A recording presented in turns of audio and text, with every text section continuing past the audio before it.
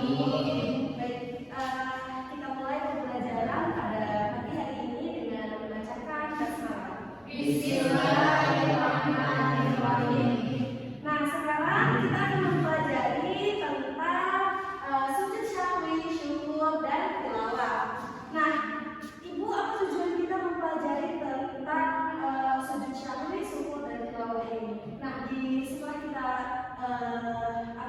setelah kita mempelajari sujud syahwi, syukur, dan tilawah ini, Ibu harapkan nantinya anak-anak Ibu bisa mengaplikasikannya ke kehidupan sehari-hari Anda semua, yang mana nanti bagaimana pengertian sujud syahwi, sujud syukur maupun tilawah itu, dan bagaimana cara pengaplikasian pada kehidupan sehari-hari. Baik, bisa kita mulai? Bisa dulu. Baik, kita lanjut. Coba slide selanjutnya. Nah, di sini kita akan mempelajari tentang sujud. Ini pengertiannya ya, pengertian sujud syukur, sujud syahwi, syukur, dan tilawah. Ada pengertian, kita akan mempelajari hukum dan dalilnya, ada sebab-sebab syukur, tata caranya, dan hikmahnya. Next. Baik. Nah, ini contoh, kita bisa contohkan di sini, ini sujud syahwi, ini sujud syukur, dan di situ ada sujud tilawah. Nah, selanjutnya kita masuk ke pengertiannya ya. Pertama, ada pengertian sujud syahwi. Secara bahasa, kata syahwi berasal dari kata sahar yaitu sahwan, yang berarti lupa atau lalai. Jadi, sujud syahwi adalah sujud dua kali yang dilakukan ketika seseorang meninggalkan sunnah dan ada kekurangan atau kelebihan jumlah rakaat ataupun karena ragu-ragu jumlah rakaat dalam sholat yang dikerjakan. Waktu pelaksanaan sujud syahwi adalah setelah tahiyat akhir sebelum salam dengan dua kali sujud. Nah, itu mau tanya, Anda semua pernah nggak mengalami kejadian yang seperti itu? Contohnya Anda sedang sholat nih, sholat Allahu Akbar. Mungkin pas lagi siang kan, lagi siang belum makan gitu ya, belum makan siang. Jadi Anda lupa, aduh, rakaat saya sudah berapa rakaat ya? Apakah tadi ada yang ketinggalan ya? Ini pas tahiyat akhir ya, makan tahiyat akhir. Anda apa nih? Apakah rakaat Anda kurang atau berlebih seperti itu? Jadi jika Anda merasakan hal yang demikian, Anda bisa melakukan apa? Sujud syahwi. Nah, dan sujud syahwi ini dilakukan sebelum melaksanakan tahiyat akhir. Nah, adapun bacaan dari sujud syahwi ini yaitu Bismillahirrahmanirrahim. Subhanallah la yanamu wa la yashu. Coba semuanya. Subhanallah la yanamu wa la yashu. Nah, yang artinya Maha Suci Allah yang tidak pernah tidur dan tidak pernah lupa. Oke, selanjutnya. Nah, ada pun hukum-hukum dilakukannya sujud ini. Oke, di sini ada hukum sujud syahwi. Apa itu hukum melaksanakan sujud syahwi? Ada yang tahu? Nah, hukum melaksanakan sujud syahwi ini yaitu sunnah, yang mana ketika kita melaksanakan sholat, namun kita ragu akan rakaat kita ini, kita boleh melaksanakan sujud syahwi ini dikarenakan yang mana di sini kita akan menyempurnakan sholat kita tersebut yang tadinya kita ragu-ragu, sehingga ketika kita melaksanakan sujud syahwi ini akan menyempurnakan sholat kita yang tadinya merasa ragu atau yang tertinggal atau lain sebagainya. Baik, selanjutnya ada sebab-sebab sujud syahwi. Yang tadi kan kita bahas nih, makanya sebab-sebabnya apa yang pertama? Lupa rakaatnya atau ragu-ragu dalam melaksanakan sholat. Ragu dalam sholat, mau itu rakaatnya yang tertinggal atau gerakan-gerakannya mungkin Anda ada yang lupa, maka kita boleh melaksanakan sujud syahwi ini. Nah, apa selanjutnya hikmah dalam mempelajari sujud syahwi ini?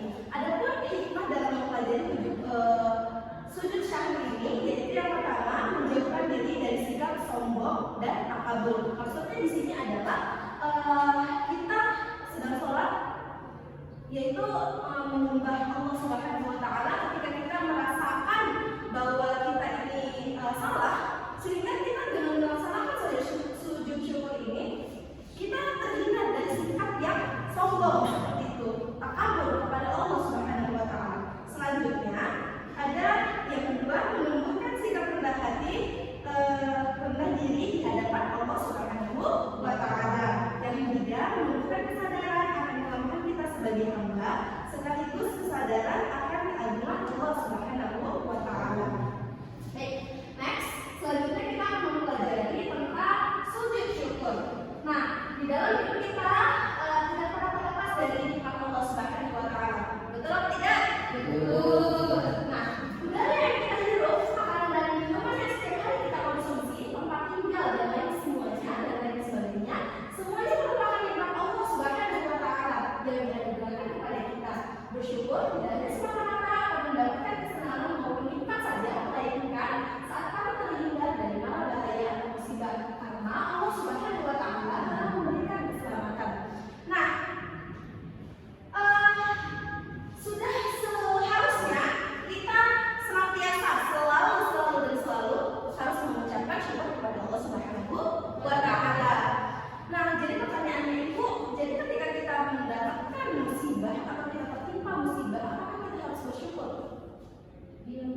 Menerima dulu. Ya, kita harus menerima sepenuh hati kita, karena Allah tidak akan membebankan suatu kaum. Gimana? Allah tidak akan membebankan suatu kaum apabila dia tidak sanggup, seperti itu ya. Jadi apapun keadaannya kita harus tetap melakukan atau bersyukur kepada Allah Subhanahu wa taala. Contohnya dalam mengucapkan alhamdulillah, ini contoh kecil ketika kita merasakan nikmat Allah, ketika kita merasakan nikmat Allah. Contohnya kita contohkan nih, Silva jalannya mau ke sekolah kan, dari rumah dia jalan ke sini, dia mendapatkan uang di jalan. Nah, itu Silva mengucapkan apa? Astagfirullah, alhamdulillah karena mendapatkan rezeki, seperti itu ya. Nah, jadi contohnya kayak laki-laki, pernah nggak Anda pernah melihat main bola ketika gol, ketika ada timnya yang gol,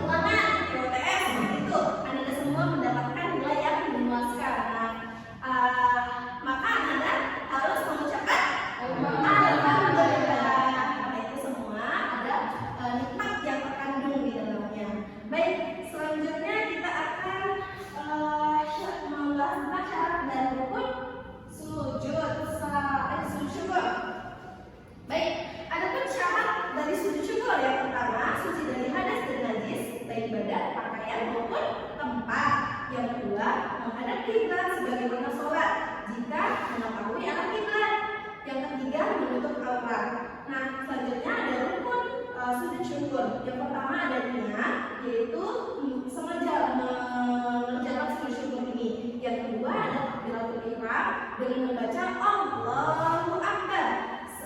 Setelah itu sujud langsung. Jadi kita tidak seperti melaksanakan sholat seperti biasa, namun tapi tetap diawali dengan takbiratul ihram dengan membacakan Allahu Akbar, tapi langsung sujud seperti itu. Nah, lalu duduk sesudah pada saat sujud kita membacakan sujud syukur tadi, lalu disertai dengan doa yang lainnya.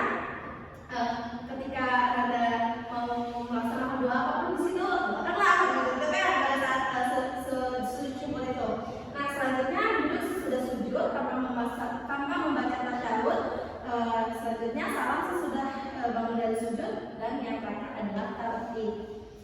Baik, selanjutnya kita akan memasuki sujud tilawah. Oke. Sujud tilawah. Pernahkah kamu melakukan sholat berjamaah? Kemudian setelah membaca ayat tertentu, imam melakukan sujud tanpa didahului ruku terlebih dahulu. Itulah yang disebut dengan sujud tilawah. Sujud tilawah dilakukan ketika membaca atau mendengar ayat-ayat tertentu dari Al-Quran. Ayat-ayat tersebut disebut ayat sajadah. Jadi ketika ayat sajadah tersebut dibaca oleh orang yang membaca atau yang mendengarkannya, disunahkan untuk melakukan sujud tilawah. Sujud ini boleh dilakukan dalam sholat maupun di luar sholat. Sujud sunnah dilakukan, sujud tilawah sunnah dilakukan untuk menyatakan keagungan Allah Subhanahu wa Ta'ala, dan sekaligus pengakuan bahwa diri kita adalah makhluk yang lemah. Hanya Dia zat yang maha kuasa atas segala sesuatu. Nah, Ananda semua, ketika Ananda semua sedang melaksanakan sholat berjamaah dan imam membacakan salah satu ayat-ayat sajadah, maka itulah yang akan dikerjakannya sholat sujud tilawah ini. Nah, jadi ibu, ketika kami tidak sedang sholat tapi kami mendengarkan ayat sajadah ini, apakah kami boleh melaksanakannya? Tentu kok boleh, karena itu disunahkan. Baik dia sedang sholat maupun tidak, pokoknya dia ketika mendengarkan ayat-ayat sajadah, maka dia disunahkan untuk melakukan sujud tilawah. Baik, selanjutnya hukum dari sujud tilawah. Nah, hukum sujud tilawah tadi sudah jelas ya, bahwa itu adalah sunnah. Nah, adapun sebab sujud tilawah, sujud tilawah seperti yang dijelaskan sebelumnya, bahwa ketika mendengarkan ayat-ayat sajadah disunahkan untuk melakukan sujud tilawah, yang mana di dalam Al-Quran terdapat 15 ayat yang disebut dengan ayat sajadah. Yang pertama ada surah Al-A'raf ayat 7, ayat 206, surat Ar-Ra'd ayat 15, surah An-Nahl ayat 49 sampai 50. Nanti Anda semua bisa ya mencari apa saja ayat-ayat yang ada di dalam Al-Quran yang disebut dengan ayat sajadah. Oke, selanjutnya ada syarat dan rukun sujud tilawah. Ada persyaratnya, harus suci dari hadas dan najis, baik badan, pakaian maupun tempatnya, menutup aurat, menghadap kiblat, setelah mendengarkan ayat atau membacakan sajadah. Jadi kita setelah mendengarkan atau membacakan ayat sajadah disunahkan untuk melakukan sujud tilawah ini. Baik, tata cara sujud, tata caranya sama seperti sujud sebelumnya, tapi ini boleh dilaksanakan ketika sholat maupun tidak, dan dilakukan takbir langsung sujud seperti itu. Nah, ada pun hikmah dari sujud tilawah. Yang pertama, dihindari dari godaan setan.